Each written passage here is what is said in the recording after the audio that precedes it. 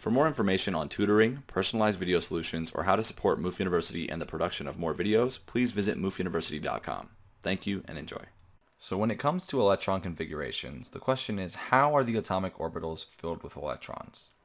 To answer that, we have to consider the Aufbau principle.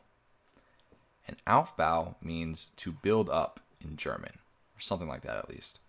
Anyway, the Aufbau principle guidelines what we have to keep in mind.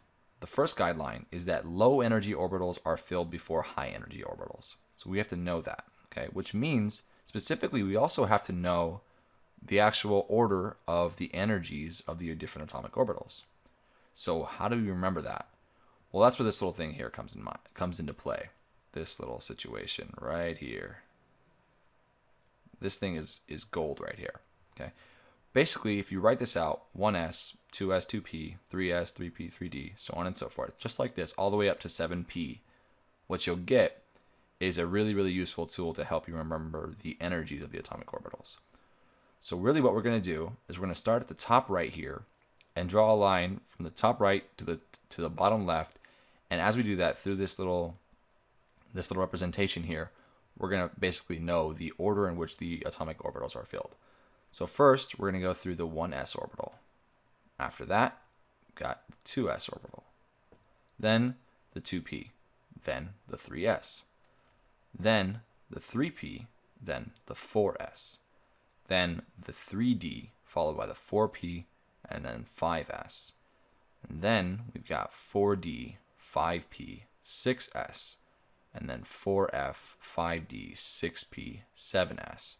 And then 5f, 6d, 7p. That should be all the ones that we are exposed to in any general chemistry course. So that's really, really helpful and really, really useful. And I would encourage you to keep that around whenever you're working on studying through electron configurations, and especially when you're doing practice problems. Second guideline is that we have to keep in mind that the orbital's max occupancy is 2 electrons. And each of them have opposing spins. We've come across this concept before. That was specifically the Pauli exclusion principle. Okay. So when we go through and fill orbitals, we have to make sure that if we put one with a positive 1/2 spin, then the other one has to have a minus 1/2 spin. Now this last one here. If 2 or more orbitals with the same energy are available to be filled with electrons, 1 electron will go into each orbital until all the orbitals are half full and all of them must have the same spin. This has to occur before you double up on any electrons in orbitals.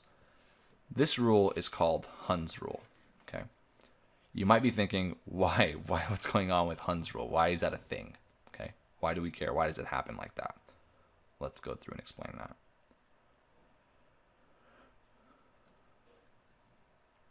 So, if we think about Hund's rule, imagine 3 electrons. We have 3 electrons left to fill a set of p orbitals. Well, p orbitals, or the p subshell, has 3 orbitals. So here we have the -1, 0, and +1 m sub l values that represent the 3 different orbitals.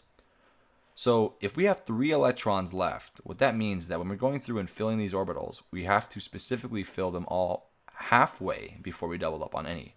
So we're going to put one here, and then one here, and then one here. So they're all half filled, and they all have the same spin. They're all spinning upwards. Okay. We cannot fill it in like this, 1 up, 1 down, and then 1 up, because they're not all half filled. We don't put 2 in the same orbital before we have all of them half filled. Okay. We also can't do this. We can't put them like 1 up and then 1 down and then another down or something like that. They all have to have the same spin. So these, we cannot have this or that. The question is why, right? Well, the reason is because electrons repel.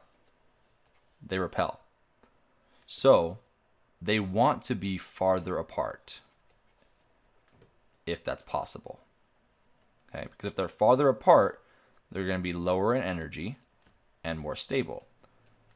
So in this first situation up here, in this one, we've got these two right next to each other in the same orbital when they could be separate. One of them could be in this orbital out here, but it's not. So that's not right.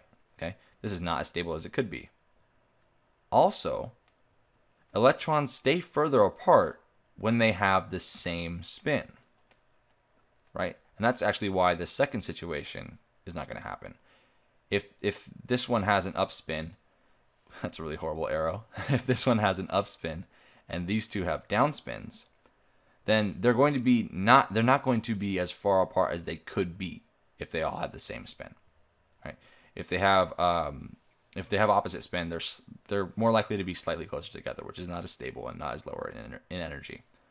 Okay, so this is a situation we want. Okay, if we had 4 electrons, after we fill in these 3, then we can go back and add the 4th, and maybe if we had a 5th and 6th, we would do that. But that's not what happened here.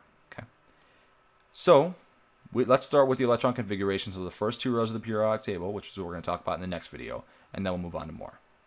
Hope that video was helpful. Thanks for watching.